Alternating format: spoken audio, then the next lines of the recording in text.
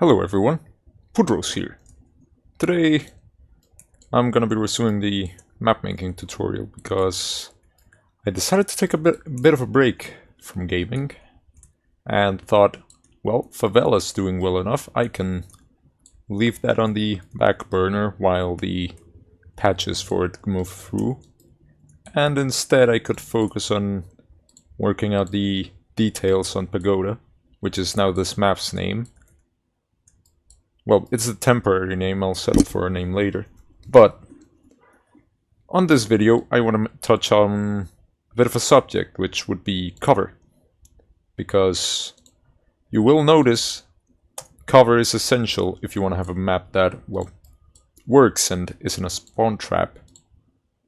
So what I'm gonna do is, first of all, I want to make sure that this place specifically isn't too long of a sightline, because I already have an open field here. This should be more close quarters since it's an interior. That's my philosophy. You can apply any other philosophy that you find fit. So what I'm gonna do is temporarily, I'm gonna put this block here to represent cover, to represent a bit of an obstruction, so that people have some more ways to take cover from, say, snipers and people with longer range oriented weapons.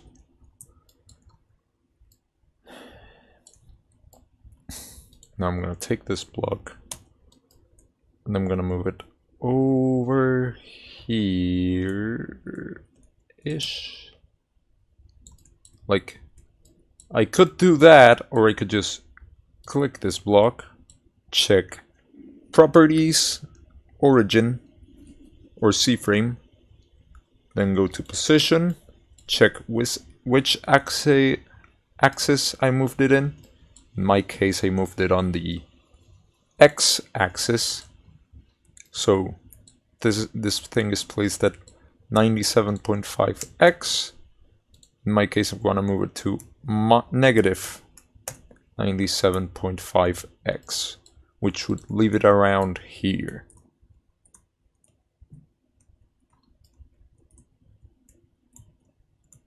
Now, I have this basic cover. Now I want to make some more. So what I'm going to do is, I'm going to grab this. I'm going to place it over here. Yeah, this would be a good place to put it.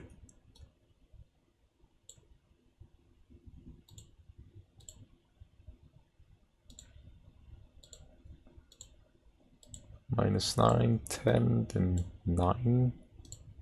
I'm gonna fix this up a little. Lower this down to here, maybe. And there we go. Although, let me touch up this detail a little bit more. Wanna make sure that the statue's actually a good piece of cover. But I don't want people camping on this corner. So what I'm gonna do is I'm gonna grab a part, duplicate it. Like in episode 2, go to Properties, Name, capital C-O-L. Then to identify it, Force Field, Neon Pink. And now I'm gonna put this here, and I'm gonna scale it, just so that people cannot camp in this statue. That way we don't give people too much power while inside of the temple. And now that that's done, I can begin placing objectives. And for objectives, you can go to the Phantom Forces asset place, go all the way over here where it says Map Template, and click here, Teleports and Capture Points. This is where you would be able to find all the hard points, all the custom hard points, the objective flares, the capture the flag flares, and the spawn parts, which are very important. So I'm gonna copy them, I'm gonna move them to Pagoda, and there we go. Now we have the objectives down in Pagoda. Now we have the spawns and everything we need.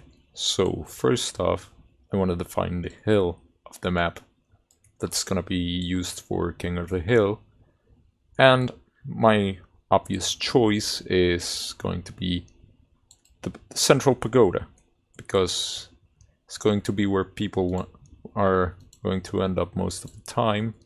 Plus it's a small map, so it would be difficult to miss, and people would just naturally flush in from most directions, so it would be pretty hard to defend since there's little cover and there's pretty much the entire map looking at it, so clearing it from a safe distance would be easy. And with that done, now I can place the objective props, which would be these 3 circles. The way objectives work in Phantom Forces is that it sorts them from A to Z, from the topmost one on the Explorer tab all the way down to the lowest one. So this one I'm grabbing is going to be flare A, which I'm going to place right here on the Tory, right under the Tory. Flare B, oh, I will get to that in a second, but flare B I'm gonna place right here alongside the hill, and for that I just go to C-frame 0 0 and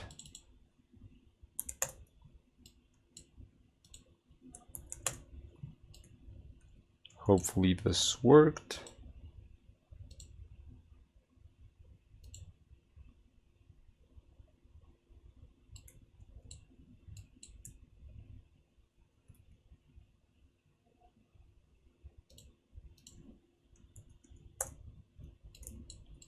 And there we go. Now they will C-fight. This is normal. You don't have to worry about this. Now this third flare is going to be flare C. And I'm going to place it right here in front of the Buddha statue. Now I'm going to align the objectives a little.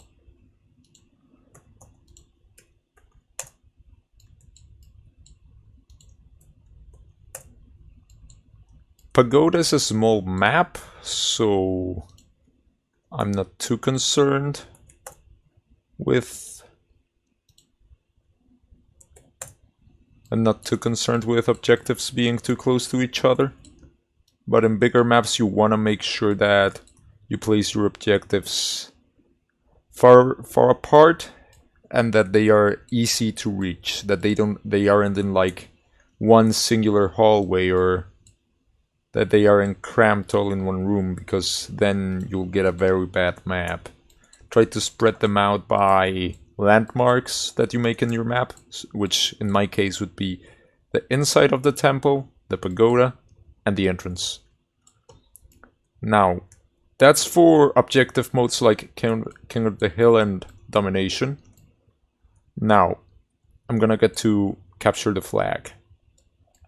Ideally, you want to make the spawns first and then you place the flag, but you can also do the reverse process and have capture the flag points and then build spawns around them. In my case, I'm gonna make the flags points first, then I'm gonna build spawns near them. So ghost flag's gonna be there,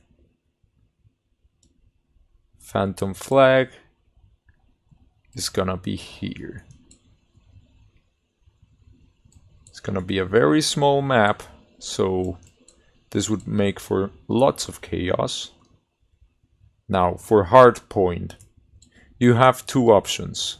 You can use the big circles, which are the ones that have a proper border effect, which shows the area where the hardpoint is, or you can use the custom hardpoints, which allow you to have more granular control over what you want a hardpoint to be, like what the limits of your hardpoint are gonna be, but they don't have a border.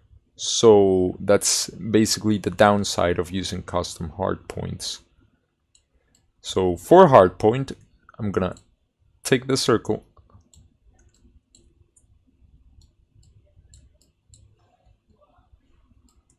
and I'm gonna place it on the central island. Let me center it. So I have my hardpoint on the central island. Now I'm gonna move this other hardpoint over, well, I'm gonna move this hardpoint over to the entrance.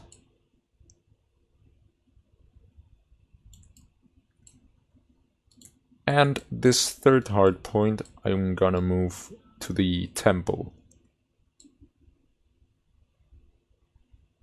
Now, I'm gonna teach you how to make custom hardpoints. So, when you have your map, you're gonna have this group called AGMP, all bold, all caps, AGMP.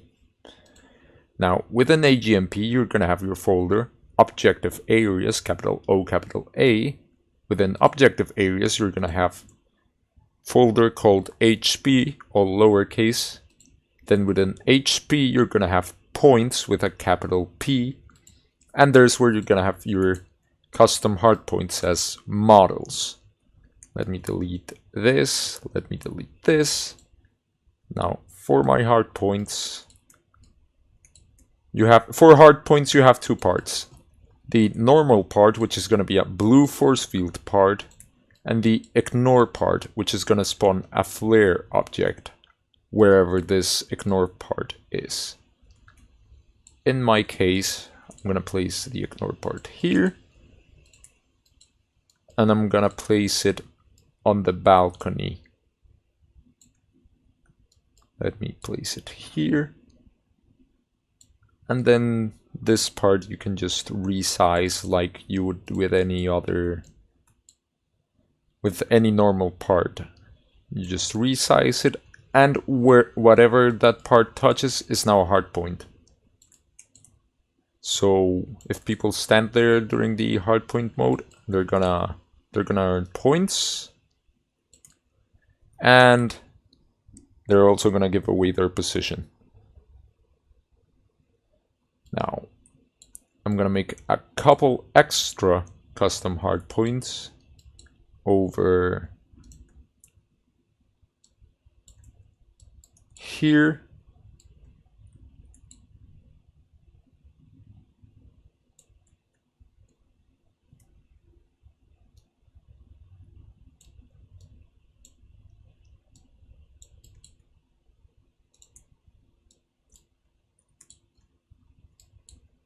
And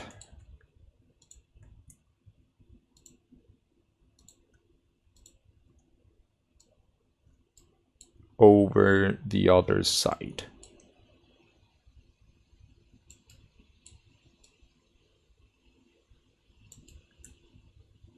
It's gonna be a little janky placement for these two, but if you want, you can also use the normal hardpoints, and you place them. Then you go into not into properties. You go into Explorer. In the Explorer, you expand the arrow by clicking it. You go into Mesh, and you go to Scale and lower it to whatever diameter you want. In my case, it would be 3, but I'm not gonna use this. In fact, I'm not gonna use any of these custom hardpoints, since they were just for explanatory purposes.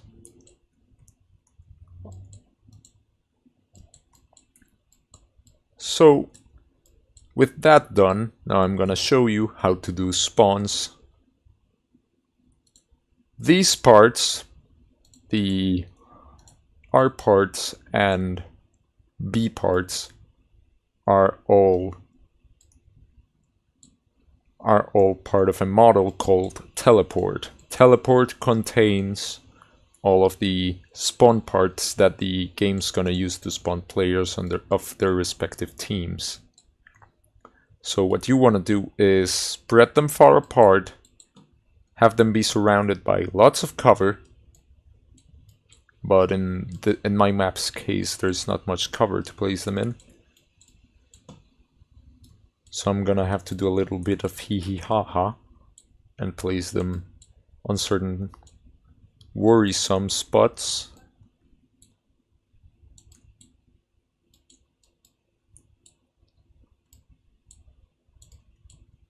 And place those there.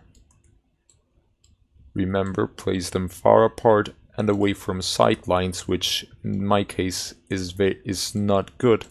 So I have a sight line here and I have a sight line here, so what I'm gonna do is take these two parts, duplicate them, reduce the size,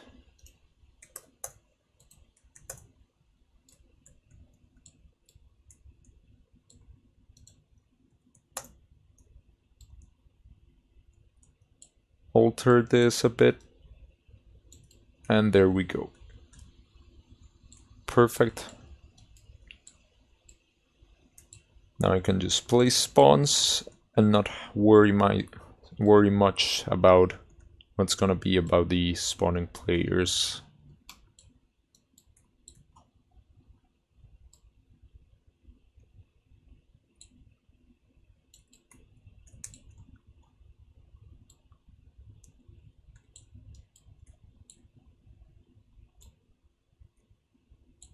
Place this here and place this here. And now I'm gonna do the same for the red spawns. So place this here, here, here, here, here, here, here, here,